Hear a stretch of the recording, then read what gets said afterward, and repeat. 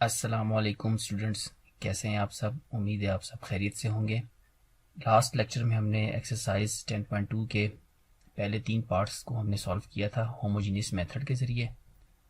तो आज के लेक्चर में हम उसके नेक्स्ट जो 3 क्वेश्चन बच गए थे उनको देखते हैं। अब इन क्वेश्चंस में हमें एक ख़ास जो है उसमें कंडीशन गिवन होगी, जिस तरह के y of 1 is equal to 4। तो इसमें क्या होगा कि हम जब डिफरेंशियल इक्वेशन को जब जब सॉल्व करेंगे होमोजीनियस मेथड से, जब सोल्यूशन आएगा उसमें जो आर्बिट्रेरी कांस्टेंट होगा उसकी वैल्यू भी हम सॉल्व करेंगे इस कंडीशन की मदद से। तो वैसे तो डिफरेंशियल इक्वेशन का मेथड वही होगा, लेकिन एंड पे जब उसका सोल्यूशन आएगा तो उसके बाद हम इस कंडीशन को अप्लाई करेंगे और उससे सी की वैल्यू फाइंड करेंगे, या जो भी कांस्टेंट होगा उसकी वैल्यू। तो मैंने क्वेश्चन को पहले से लिखा हुआ है, वही सब्स्टिट्यूशन लेंगे। y is equal to V X, उसको डिफ्रेंशिएट करेंगे और अब इक्वेशन नंबर 1 जो है हमारे पास क्या हो जाएगी, जहाँ पे D Y upon D X है वहाँ पे हम v plus X into D V upon D X equals to Y की जगह पे आ जाएगा V X minus 3x upon 4x minus V X. Next step में लेफ्ट हैंड साइड को एज इट इज लिख लेंगे और राइट हैंड साइड से x को कॉमन ले लें, तो यहाँ पे रह जाएगा 2v माइनस 3 अपॉन, यहाँ से भी x को कॉमन ले लेते हैं, 4 माइनस v। तो x और x यहाँ से कैंसिल। तो नेक्स्ट स्टेप में लिखेंगे v plus X into D V upon D X equals to 2v minus 3 upon 4 minus v की वैल्यू को हम राइट साइड पे शिफ्ट कर लेते हैं। तो यहाँ पे बच जाएगा x into D V upon D X equals to 2v minus 3 upon 4 minus v। Left side पे v जो था उसे हमने राइट साइड पे शिफ्ट कर दिया ताकि v की वैल्यूज एक तरफ चली जाए।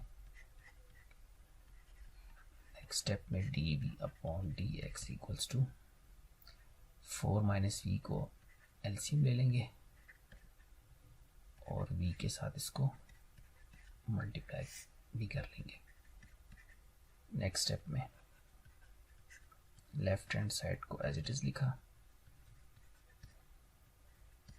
v को अंदर मल्टीप्लाई करेंगे plus v square upon 4 minus v। मजीद सिंप्लीफाई करते हैं, राइट साइड को लेफ्ट साइड को एज इट इज लिख लेते हैं। v स्क्वायर को हम पहले लिख लेते हैं,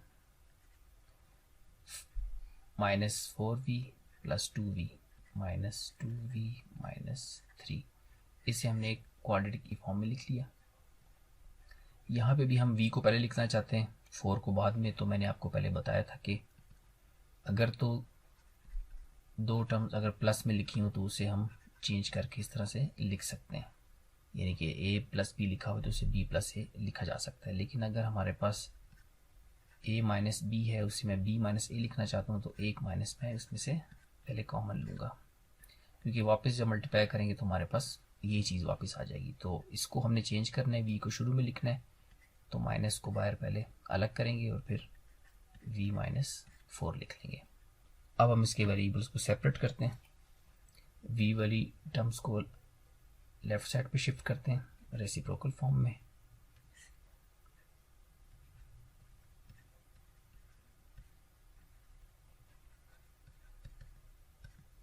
माइनस को वहीं पे रखेंगे राइट साइड पे और x वाली टर्म्स को एक तरफ लिख लिया।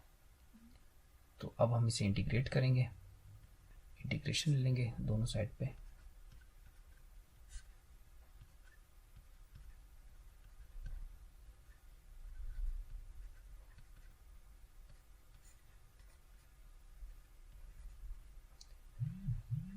अच्छा, अब इसे इंटीग्रेट करने से पहले हम देखेंगे कि नीचे यानी फंक्शन और ऊपर उसका डेरिवेटिव बन सकता है या नहीं। एक तो ये तरीका है। दूसरा ये तरीका है कि हम ये भी देख सकते हैं कि क्या ये नीचे जो क्वाड्रेटिक की फॉर्म में जो नीचे वाली टर्म है क्या ये फैक्टराइज हो सकती है या नहीं। तो अगर हो सकती है तो उससे हम क्या करेंगे कि पार्शियल फ्रैक्शन में से पहले सॉल्व करेंगे, फिर उसके बाद उसको इजीली इंटीग्रेट कर सकते हैं। We square minus 2v minus 3, तो इसे फैक्टराइज करते हैं। जैसे कि हमने क्वाड्रेटिक इक्वेशंस को जैसे हम फैक्टराइज करते हैं, तो मैं इसको फैक्टराइज करता हूँ तो ये आ जाएगा हमारे पास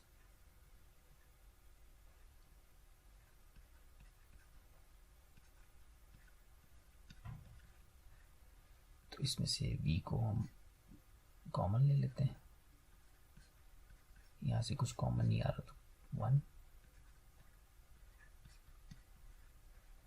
तो ये फैक्टराइज करके इसे हम लिख देंगे b minus 3 and b plus 1। तो इसका मतलब ये फैक्टराइज हो गया, तो हम इसे अब यहाँ पे पुट कर सकते हैं इंटीग्रेशन में।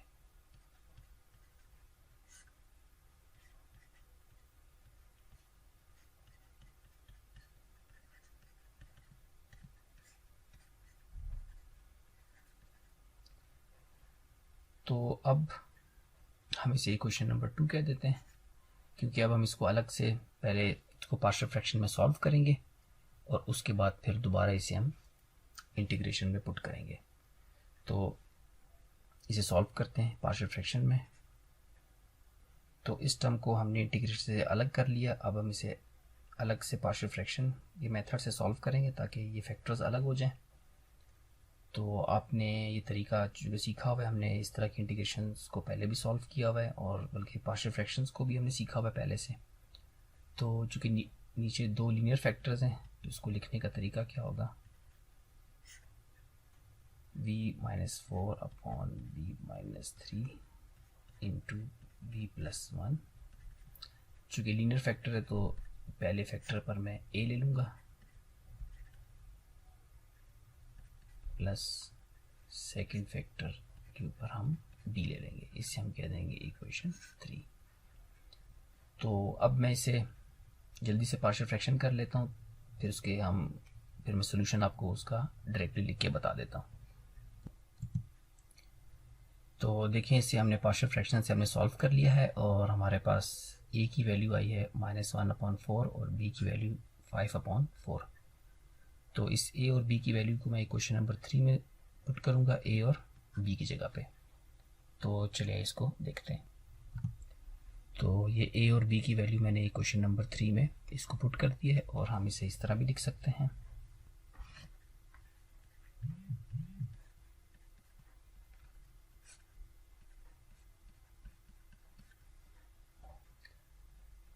अब हम इस कंप्लीट वैल्यू को पुट करेंगे इक्वेशन नंबर 2 में, जहाँ पे हम इसे इंटीग्रेट कर रहे थे, ठीक है। तो इसमें हम इसको पुट करते हैं इस जगह के ऊपर, ठीक है। तो यहाँ पे हम इसे सब्स्टिट्यूट करते हैं, तो इक्वेशन 2 हमारे पास क्या आ जाएगी। पर आप पार्शियल फ्रैक्शन को सॉल्व करने के बाद हम इसको इस तरह से लिख लेंगे।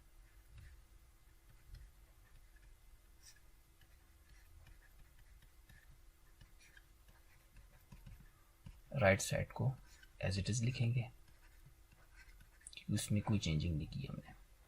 तो अब हम इंटीग्रेशन को अलग अलग लिख लेंगे अंदर अलग अलग टर्म्स के साथ। तो ये आ जाएगा -1/4 integral of 1/b minus 3 into D plus constant को शुरू में लिख लें और उस टर्म के साथ अब हम इसकी इंटीग्रेशन ले लेंगे और बाकी राइट साइड को एज इट इज़ लिखा। अब ये हमें पता है कि ये नीचे चूँकि ये फंक्शन b माइनस 3 इसका डेरिवेटिव ऊपर 1 है, तो इसको हम लिखेंगे लॉग के फॉर्म। तो ये हमारे पास आ जाएगा -1/4 into log of b minus 3 plus 5/4 log of b plus 1 equals to minus log of x plus log of c। तो जहाँ पे तमाम टर्म्स चूँकि लॉग में थी तो हमने कांस्टेंट को भी लॉग में लिख दिया। अब लॉग से पहले जो कांस्टेंट्स है उसको हम ले जाएंगे पावर में, या इस तरह से करते हैं कि प्लस वाली टर्म को पहले लिख लेते हैं, माइनस वाली टर्म को बाद में लिख लेते हैं। यहाँ पे भी log ऑफ c को पहले लिख लेते हैं और माइनस log ऑफ x को बाद में। तो अब कांस्टेंट्स log के शुरू में जो लिखा हुआ है ये उसकी पावर में आ जाएगा।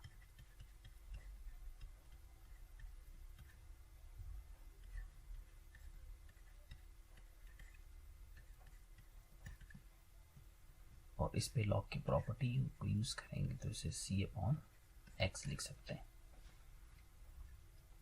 अब इन दो जो शुरू वाली जो दो टर्म्स है जो लेफ्ट साइड पे, इनके दरम्यान भी ई माइनस है, तो इस पे भी log की प्रॉपर्टी यूज़ करेंगे। तो ऊपर हम लिखेंगे v प्लस 1, उसकी पावर है 5/4 और नीचे आ जाएगा v माइनस 3, उसकी पावर 1/4। दोनों तरफ से log को हम ख़त्म कर देंगे तो ये आ जाएगा v प्लस 1 पावर 5/4 और नीचे v माइनस 3 और उसकी power 1/4 equals to c upon x। अब हम इसमें v की वैल्यू को पुट करते हैं, जो कि ऊपर हमने जिसको सब्स्टिट्यूट किया हुआ था वो थी y अपॉन x, यानी y is equal to V X था, और जब v अलग करेंगे तो y अपॉन x रह जाएगी, तो उसे हम पुट करेंगे वापस v की जगह पे।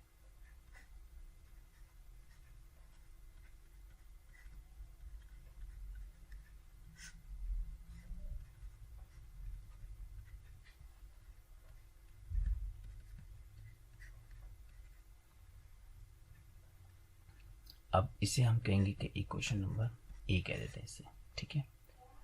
अब जो स्टार्ट में जो हमारे पास एक जो कंडीशन थी उसको यूज़ करेंगे, क्योंकि हमने सी को भी फाइंड करना है, तो उसके लिए कंडीशन थी हमारे पास y ऑफ 1 इक्वल्स टू 4। तो इसमें पुट करेंगे x की जगह पे 1 और y की जगह पे 4, ताकि c की वैल्यू को कैलकुलेट किया जा सके। तो ये आ जाएगा 4/1 प्लस 1 पावर 5/4, और यहाँ पे भी आ जाएगा 4/1 माइनस 3 1/4 और c अपॉन 1। तो 4 प्लस 1 5 और उसकी पावर आ जाएगी 5/4 और नीचे आ जाएगा 1, तो 4 माइनस 3 1 और पावर में 1/4 एज इट इज़। तो अब मज़ीद c को हम लेफ़्ट साइड पे लिख लेते हैं, क्योंकि c को फाइंड करना चाह रहे हैं हम। तो नीचे जो है 1 की पावर जो भी है वो तो 1 ही रह जाएगी, वो तो उसे नहीं लिखेंगे हम। यहाँ पे हम लिखेंगे 5 पावर 5/4। तो इस c की वैल्यू को हम अब सब्स्टिट्यूट करेंगे, तो ये हमारे पास c की वैल्यू आ गई, और इस वैल्यू को हम अब अपने सॉल्यूशन में पुट करेंगे, यानी जहाँ पे हमने इसको a नाम दिया हुआ था। तो इक्वेशन a becomes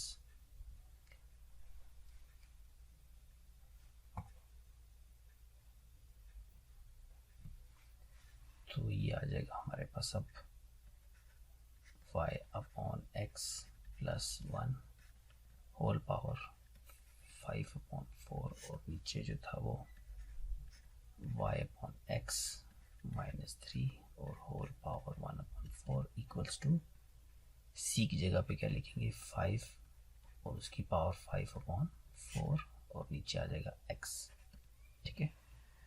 तो अब इसको भी आंसर हम मान सकते हैं, लेकिन इसको थोड़ा सिंप्लीफाई अगर करना चाहें तो बुक के आंसर के मुताबिक अगर हम इसको लिखें तो हमें कुछ मज़ीद स्टेप्स करने पड़ेंगे इसको सिंप्लीफाई करने के लिए। वैसे असूलन आंसर हमारा, इसको भी हम आंसर के तौर पे लिख सकते हैं, ठीक है। तो मैं इसके लिए ये करूँगा कि सबसे पहले मेरे पास यहाँ पे 5/4 पावर है, नीचे 1/4। चले इससे पहले हम अंदर जो एलसीएम ले लेते हैं इसका। तो ऐसे हम इसको लिख सकते हैं, ऊपर 5/4 पावर, नीचे 1/4। तो मैं 1/4 ऊपर से भी अलग कर लेता हूँ, तो 5 पावर मैं अंदर रख लेता हूँ और 1/4 को मैं बाहर लिख लेता हूँ। यानी इस तरह हम इसको पहले लिख सकते हैं, 5 पावर अंदर रख दी और 1/4 को बाहर रखा। नीचे तो वो पहले से 1/4 है,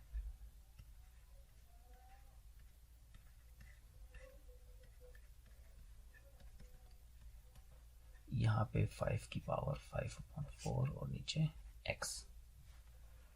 तो अब हम ये करेंगे कि 1/4 को a की पावर में लिख लेते हैं। तो इसको a की पावर में हम लिख लेते हैं, अंदर एलसीएम भी ले लेते हैं, ठीक है।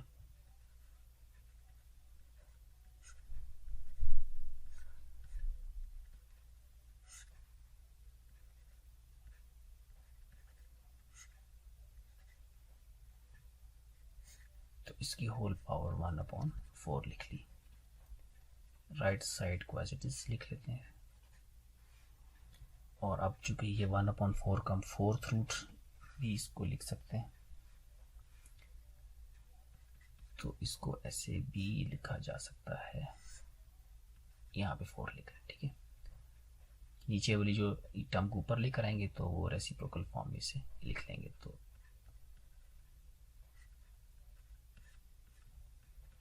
और इसको ऊपर लेकर आएंगे तो x/y-3x is equal to, right side को सेम रखेंगे, ठीक है। तो यहाँ पे अब अगर हम देखें तो मज़ीद सिंप्लीफाई इसको अगर करें तो उसमें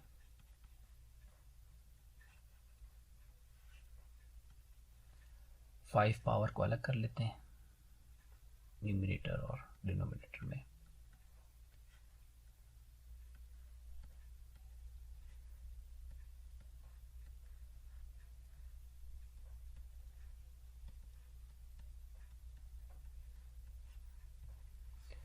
तो एक x इससे कैंसिल, तो नीचे हमारे पास रह जाएगा x की पावर 4।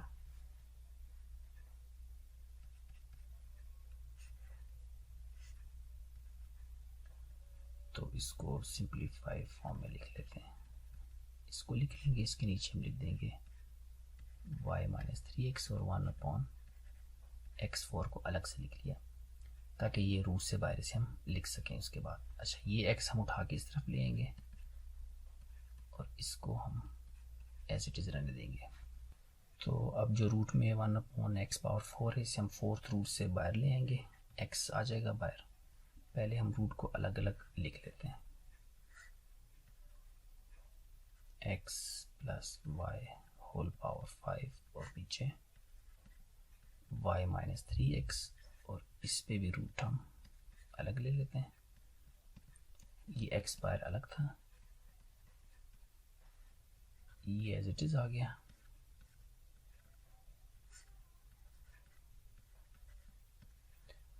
और 1 तो रूट से वैसे ही बाहर आ जाएगा, और इसमें जो 4th रूट हम नीचे वाली टर्म में लिखेंगे,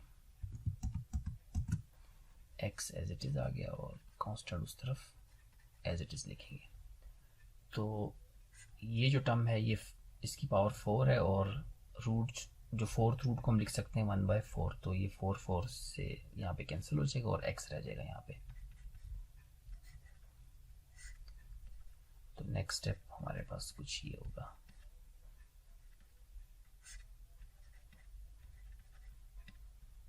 ये आ जाएगा 1/x इंटू x, और यहाँ पे 5 की पावर 5/4। यहाँ पे ये x और x कट गया, तो ये एज इट इज लिख लेंगे इसको,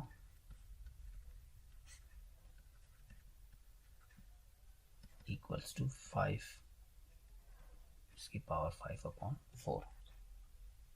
तो ये हमारा आंसर आ चुका है, लेकिन 5 को उसने फिर थोड़ा सा इस तरह से उसने लिखा हुआ है कि 5 की ऊपर पावर 5 ले ली और 1/4 को वो ले गया बाहर, और 5 को उसने जो है वो 1 पावर और 4 पावर से सेपरेट कर लिया, ठीक है। तो अब ये जो 1/4 और 4 पावर है ये कट के क्या रह जाएगी 5, और बाकी जो 5 पे 1 पावर थी वो आ जाएगी 1/4। तो इसे हम इस तरह से लिख लेंगे बुक का आंसर लाने के लिए। x plus Y power 5 upon Y minus 3x equals to 5 into 5 power 1/4। तो ये हमारा आंसर बुक के आंसर के साथ मैच कर। तो स्टूडेंट्स ये हमारा नेक्स्ट क्वेश्चन है, और इसमें हमारे पास जो कंडीशन है वो है y of 1 is equal to 5, यानी x को एंड में हम 1 लेंगे और y को 5। तो इसको सॉल्व करने से पहले इसे हम ना स्टैंडर्ड फॉर्म में लिख लेते हैं। तो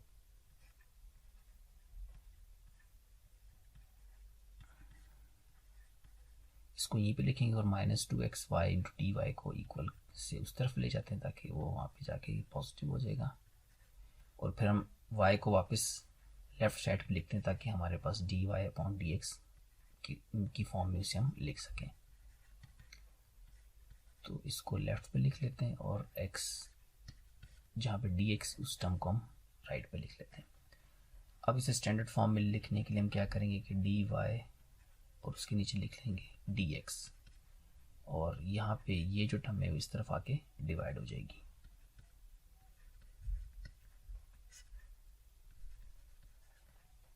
तो ये देखिए स्टैंडर्ड फॉर्म में हमने इसे लिख लिया है होमोजीनियस के, और ये क्वेश्चन नंबर 1 कह देंगे इसे हम। और जो सब्स्टिट्यूशन हम लेते हैं वो हम लेट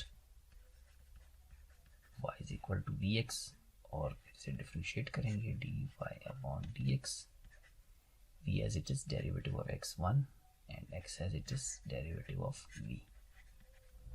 तो इसे अब हम इक्वेशन नंबर 1 में पुट करेंगे। तो इक्वेशन 1 बिकम्स, तो dy अपॉन dx की जगह पे आ जाएगा v plus x into dv upon dx equals to X square minus 3 into V X, क्योंकि y की जगह पे वी एक्स पुट के ऊपर होल स्क्वायर, और नीचे 2x into V X, v plus X D V upon D X. Left side को as it is रखा, राइट साइड को सिंप्लीफाई करेंगे तो V square into X square, और नीचे आ जाएगा हमारे पास 2v एक्स स्क्वायर। अब नेक्स्ट स्टेप में ऊपर वाली टर्म में से एक्स स्क्वायर को हमने ले लिया कॉमन, और यहाँ पे बच गया 1 minus 3v square upon 2v into X square. अब ऊपर एक्स स्क्वायर और नीचे एक्स स्क्वायर दोनों कैंसिल हो जाए, तो लेफ्ट साइड को एज इट इज लिखा फिलहाल, और यहाँ पे आ जाएगा 1 minus 3v square upon 2v। तो अब ये जो v है इसे भी इस तरफ शिफ्ट कर देते हैं ताकि v वाले वेरिएबल्स एक तरफ आ जाएं, उन्हें हम फिर सिंप्लीफाई कर सकें।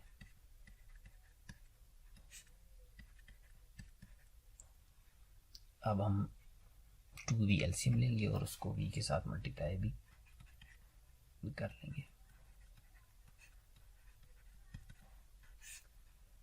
एलसीएम 2v ले लिया, 1 minus 3v square minus v into 2v।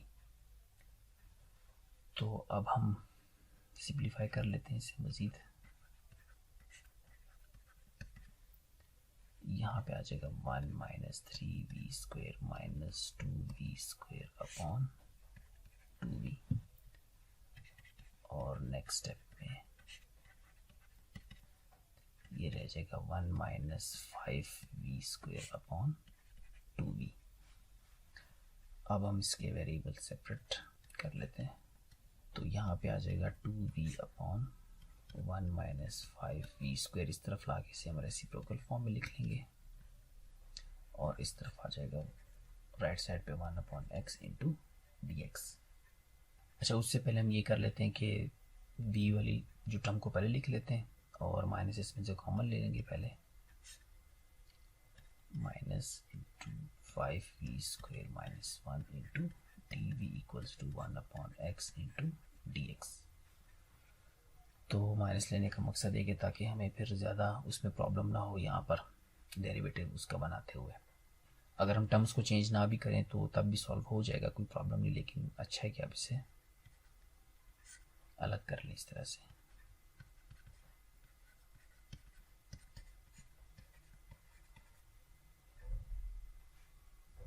तो अब हम इसे इंटीग्रेट कर लेते हैं। दोनों साइड पे इंटीग्रेट किया और इसे फिर देखेंगे कि इसका डेरिवेटिव ऊपर है या नहीं। अगर नहीं है तो जो कमी उससे हम पूरा करेंगे तो इसका डेरिवेटिव आता है 10v।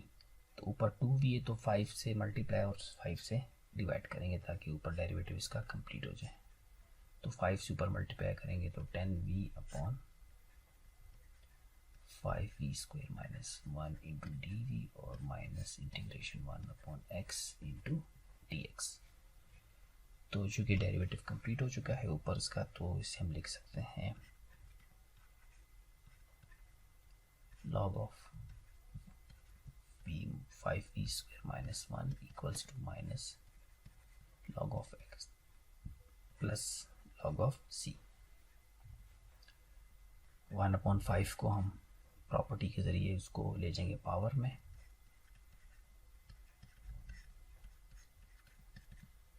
और यहाँ पे log c पहले लिख लेते हैं और log x बाद में, ताकि हम इस पर प्रॉपर्टी यूज़ करेंगे माइनस वाली। तो नेक्स्ट स्टेप में लेफ्ट साइड फिलहाल ऐसे लिखते हैं और इसमें प्रॉपर्टी यूज़ करेंगे तो c/x, दोनों तरफ से log ख़त्म कर देंगे। 5v² माइनस 1 पावर में 1/5 और यहाँ पे log c/x। तो यहाँ पे अब हम क्या करेंगे कि v की जो है वैल्यू से हम पुट कर देते हैं जो हमने स्टार्टिंग में ली थी, y is equal to vx। तो v आ जाएगा y/x। तो ओरिजिनल वैल्यू हम ले लेते हैं v की जगह पे जो y/x है। 5 into y/x whole square minus 1 और होल पावर 1/5 c/x। अच्छा, स्क्वायर हम अलग अलग लिख लेते हैं अंदर। y² minus 1 whole power 1/5। Right side as it is, इसको एलसीएम की फॉर्म में लिख लेते हैं। 5y² minus x² upon x² और पावर में 1/5 c/x। तो इसे हम कह देते हैं इक्वेशन ए। तो जो कंडीशन थी स्टार्टिंग में वो क्या थी हमारे पास, y/1 इज इक्वल टू 5, तो हम पुट करेंगे x में 1 और y की जगह पे 5, ताकि हम आर्बिट्रेरी कांस्टेंट जो c उसकी वैल्यू को फाइंड आउट कर सकें। तो 5 into 5² minus 1² upon 1² whole power 1/5 और c/1। तो नेक्स्ट स्टेप में ये आ जाएगा 5 इंटू 25 माइनस 1 और नीचे 1 है, यहाँ पे c है, c को हम लिख लेंगे लेफ्ट पे क्योंकि c को फाइंड आउट करना है हमने। और ये आ जाएगा 125 माइनस 1 और होल पावर 1/5। तो 124 और होल पावर 1/5। तो ये c की वैल्यू आ गई। इस वैल्यू को हम इक्वेशन ए में पुट करेंगे और फिर इसे देखेंगे सिंप्लीफाई करने के बाद कि भी इसका आंसर क्या आता है। इक्वेशन ए becomes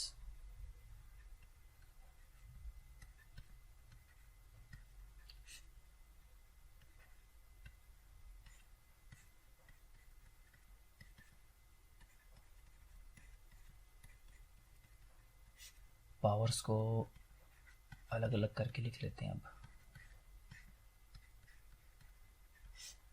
नीचे X square whole power 1/5 equals to 124 whole power 1/5 upon X. तो इस वैल्यू को वहाँ पे मल्टीप्लाई कर लेते हैं।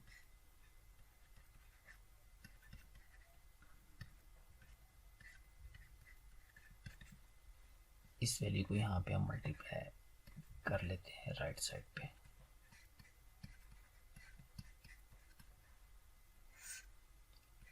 और नीचे x एज इट इज आ गया। अच्छा, अब लेफ्ट साइड को तो एज इट इज लिख लेते हैं। ये आ जाएगा x पावर 2/5 इंटू 124 पावर में 1/5 अपॉन x। अब मुझे किसी तरीके से इस x से इस x को कैंसिल आउट करना है। तो उसके लिए ये तरीक़ाकार है कि ऊपर वाला x जो इसकी पावर को अगर मैं करूँ सॉल्व, तो ये मेरे पास एक छोटा नंबर होगा, जबकि इसकी पावर क्या है 1। तो इस x को मैं उठा के नीचे ले आऊँगा तो उसकी पावर क्या हो जाएगी माइनस। तो ये डायरेक्टली उसको कैंसिल करना थोड़ा सा मुश्किल है, आपके लिए थोड़ा कॉम्प्लिकेटेड होगा। तो उससे हम उठा के नीचे ले आते हैं ऊपर वाली जो पावर है, जो कि फ्रैक्शन की जो पावर है। ऊपर जो 124 होल पावर 1/5 उसको एज इट इज हम लिख रहने देते हैं, और x इंटू इस पावर को नीचे लेकर आएंगे तो -2/5 ये आ जाएगा। ठीक है, तो अब नेक्स्ट स्टेप में अब देखें तो इसकी पावर 1 और इसकी -2/5, तो इसको हम करेंगे कंबाइन, क्योंकि बेस सेम है तो पावर ऐड हो जाएंगी। तो बेस सेम है और पावर हमने ऐड कर दी, तो इसका एलसीएम ले लेते हैं। ये आ जाएगा हमारे पास 3/5। तो इसको हम लिख देंगे x पावर 3/5। अच्छा, इसको बुक के आंसर के साथ मैच करने के लिए इसको थोड़ा मज़ीद सिंप्लीफाई कर लेते हैं। 124 इसकी पावर है 1/5, और इसकी पावर भी मैं चाहता हूँ कि 1/5 आ जाए, तो मैं एक्स क्यूब को अंदर रहने दूंगा, 3 पावर को अंदर रहने दूंगा, और बाहर में इसको 1/5 लिख सकता हूँ।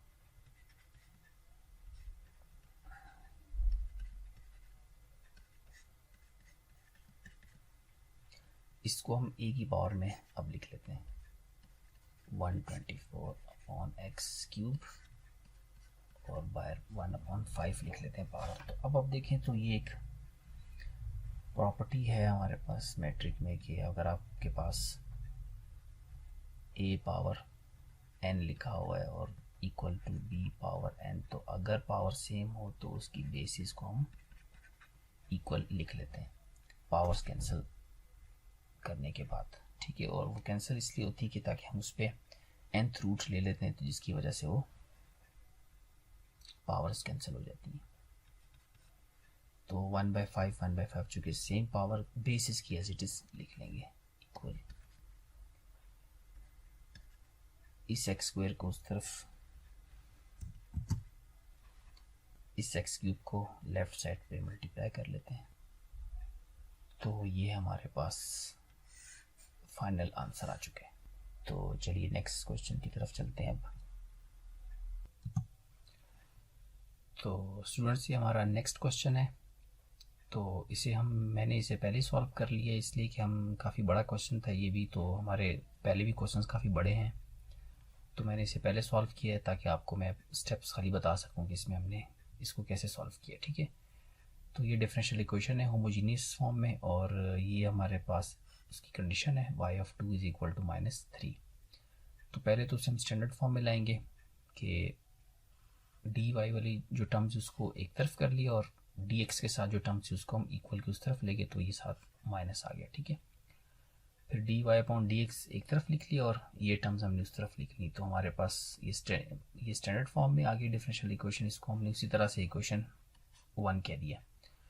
फिर उसके बाद हम चूँकि होमोजीनियस इक्वेशन है ये, तो हमने उसमें सब्स्टिट्यूशन क्या ले ली, y = vx। उसको उसको डिफ्रेंशिएट किया और उसको फिर इक्वेशन 1 में सब्स्टिट्यूट किया।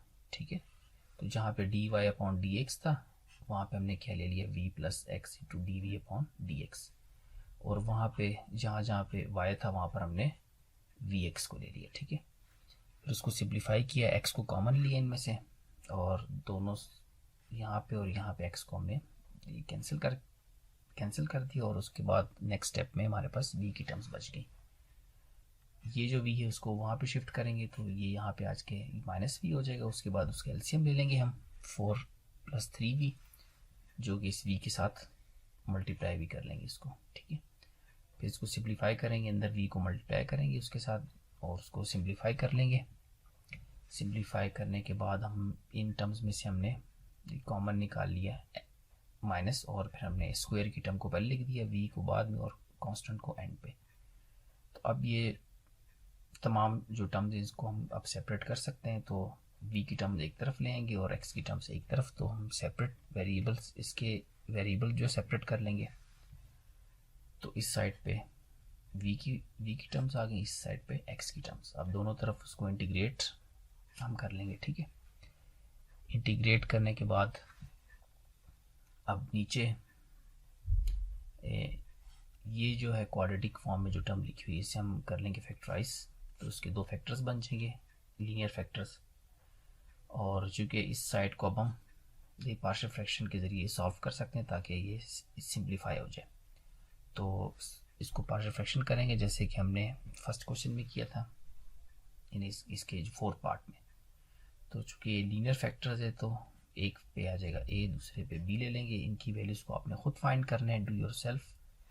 तो a की वैल्यू हमारे पास -1 आ जाएगी, b की वैल्यू 6। अब a और b की वैल्यू को हम सब्स्टिट्यूट यहाँ पे कर देंगे a की जगह पे और b की जगह पे, तो ये आ जाएगा -1 एंड 6। तो इसे हम इंटीग्रेशन वाले इक्वेशन में वापस इसे पुट करेंगे यहाँ पे। तो इसको आप इंटीग्रेशन इनकी अलग अलग ले लें, दोनों टर्म्स की राइट साइड को सेम ही रखेंगे। तो यहाँ पे आप देखें तो इसकी इंटीग्रेशन ले ली, और यहाँ पे चूँकि ऊपर था 6 तो इसका डेरिवेटिव होता है 3। तो हमने क्या किया, यहाँ पे जो था 6 इसको मैंने इसके दो फैक्टर बना दिए, 2 इंटू 3। ठीक है ना, तो 2 को हमने बाहर लिख दिया, 3 को यहीं पर रहने दिया क्योंकि ये उसका डेरिवेटिव था नीचे वाले फंक्शन का, ताकि हमारे पास जो है वो फार्मूला कंप्लीट हो जाए ताकि हम उसको लॉग की फॉर्म में लिख सकें। तो ये आ जाएगा लॉग ऑफ v प्लस 1, और ये 2 चूँकि ये शुरू में था 2 इंटू लॉग 3v प्लस 2, और ये 1/x का डेरिवेटिव इंटीग्रेशन, तो हमारे पास लॉग ऑफ x आ गई और प्लस लॉग ऑफ c। अब यहाँ पे जो था 2 ये इसकी पावर में लिख ली हमने इसे, ये लॉग की प्रॉपर्टी के ज़रिए, और यहाँ पे log ऑफ c को पहले लिख लिया और माइनस log ऑफ x बाद में लिखा। यहाँ पे भी हम पहले पॉजिटिव टर्म को लिख लेते हैं, उसके बाद जिसके साथ नेगेटिव उसको बाद में लिख लेंगे, और फिर इससे log की प्रॉपर्टी हम यूज़ करेंगे, डिवीजन वाली प्रॉपर्टी जो थी, क्योंकि जब माइनस में हो तो फिर वो उससे हम डिवाइड करके लिख सकते हैं। इसे भी प्रॉपर्टी के ज़रिए लिख लिया, दोनों तरफ से log जो है वो ख़त्म हो गया है, हमारे पास ये टर्म रह गई। अब चूँकि v की फॉर्म में आंसर है तो v को हम क्या पुट कर सकते हैं, y अपॉन एक्स, क्योंकि हम y is equal to V X को शुरू में लेते हैं तो फिर v को जब अलग करके वापस पुट भी करना होता है उसके आंसर में। तो जहाँ पर v था वहाँ पर y अपॉन एक्स, यहाँ पे भी y अपॉन एक्स, नीचे वाले v में भी। अब इसका एलसीएम ले लिया, नीचे का भी एलसीएम ले लिया, उसको फिर हमने नीचे वाली टर्म को ऊपर लेकर आए तो रेसिप्रोकल फॉर्म में लिख लिया उसे। यहाँ से x इस एक्स स्क्वायर से ये कट गया, और यहाँ पे एक x हमारे पास बच गया। अब इस तरफ भी एक x है और इस तरफ भी ये x और x भी ये भी कट गए। तो अब हमारे पास ये टर्म्स कुछ इस तरीके से रह गई, तो इसे हम कह देंगे इक्वेशन a। अब हम जो कंडीशन थी उसको हम अब यूज़ करेंगे इसमें, क्योंकि c को हमने फाइंड आउट करना है और फिर वेरी कांस्टेंट को। तो हमारे पास स्टार्टिंग में जो थी वो कंडीशन क्या थी, y of 2 is equal to -3। तो x की जगह पे हम कह रहे लेंगे 2 और y की जगह पे -3। तो जहाँ पे y था वहाँ पे -3 पुट करेंगे, जहाँ पे x है वहाँ पर 2। तो पुट करने के बाद उसको सॉल्व कर लिया हमने, तो ऊपर रह गया हमारे पास -5, नीचे -1। तो c की वैल्यू क्या आ जाएगी, -25, और उसे हम वापस इक्वेशन a में यहाँ पे उसे पुट कर लेंगे। तो जब यहाँ पे उसे पुट करेंगे तो हमारे पास ये आंसर आ जाएगा। ठीक है, तो इसको फर्दर सिंप्लीफाई करने की ज़रूरत नहीं है, यही हमारा आंसर है जो बुक में है। तो ये सोल्यूशन होगा हमारी डिफरेंशियल इक्वेशन का। तो उम्मीद है आपको बात समझ आ गई होगी। इंशाल्लाह नेक्स्ट लेक्चर में फिर हम मज़ीद क्वेश्चंस को देखेंगे और मज़ीद जो मेथड है उनको भी देखेंगे। अल्लाह हाफिज़, थैंक यू।